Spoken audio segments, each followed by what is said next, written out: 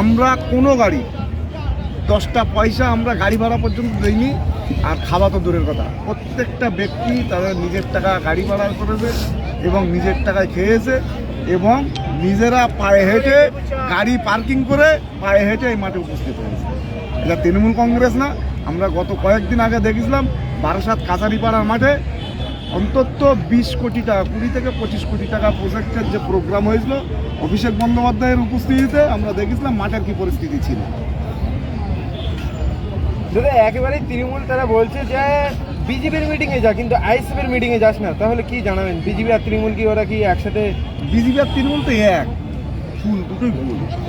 ওদের পরিচালনা করে আরএসএস থেকে, নাগপুর থেকে পরিচালনা হয়। একটা শাখা চলে গেছে বিজেপির দিকে, পদ্মফুলের দিকে, একটা শাখা চলে আসছে তৃণমূলের দিকে, জোড়া ফুলের দিকে। সুতরাং ওরা দুজনেই ভাই ভাই। এ ভাইয়ের কাছে না আসলে ওই ভাইয়ের কাছে যাওয়ার সমস্যা নেই, কিন্তু আইএসএফ এর কাছে যাওয়া যাবে না। কারণ আইএসএফ এর কাছে আসলে এই বিজেপি এবং তৃণমূল এই দুটো ফুলেরই গোড়া উঠে যাবে। নওশাদ সিদ্দিকী ও আব্বাস সিদ্দিকী যে বার্তাটা রেখেছেন, সেই বার্তাটাকে নিয়ে কি আপনারা কি 26-এ কি লড়বেন? অবশ্যই।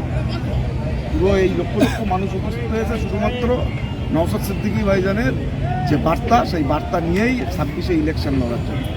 আজকে শেষমেশ আপনারা দেখেছেন আমাদের পৃষ্ঠপোষক আব্বাস সিদ্দিকী ভাইজান এসছে, উনিও এসে একটা বার্তা দিয়েছেন। এই বার্তাটাই আমাদের কাছে যথেষ্ট বাংলায় 26-এ লড়ার জন্য। চমক নওশাদ সিদ্দিকী বলেছিল, একটা চমক ছিল, এটাই কি সেই চমক যে আব্বাস সিদ্দিকী এসছে? একদম, আব্বাস সিদ্দিকী আমাদের পৃষ্ঠপোষক আব্বাস সিদ্দিকী ভাইজানই চমক, প্রত্যেক বড় চমক। আজকে বলছে এসআইআরের যে নোটিশ 20 তারিখ ছিল সেটা 21 তারিখ করেছে। চক্রান্তকর করেছে। আমরা আমাদের উত্তর বিধানসভায়ও বিভিন্ন জায়গায় করেছে, বৈশাখে বিভিন্ন জায়গায় করেছে। চক্রান্ত করে 21-এ আটকানোর জন্য চক্রান্ত করে 20 তারিখে নোটিশ, 20 তারিখে হিয়ারিংগুলো সব 21 তারিখে করিয়েছে। তারপরে কি মানুষ আটকাতে পেরেছে?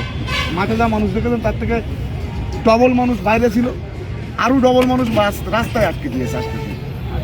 আচ্ছা বলছি, কিছুদিন আগে অ্যাডভোকেট ইয়ারুল ইসলামকে যেভাবে মারলো দুষ্কৃতীরা, কি বার্তা দেবো?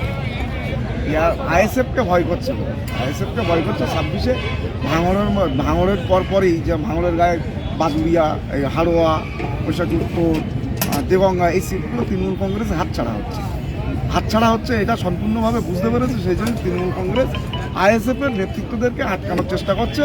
আটকাতে পারছে না বলে প্রকাশ্য মারধর করার চেষ্টা করছে এবং মারধর করছে। মারধর করেও আইএসএফকে আটকানো যাবে না। এসব সিটগুলো আমরা 26-এ বের করবো। 26-এ আইএসএফ জিতছে, এটা কনফার্ম।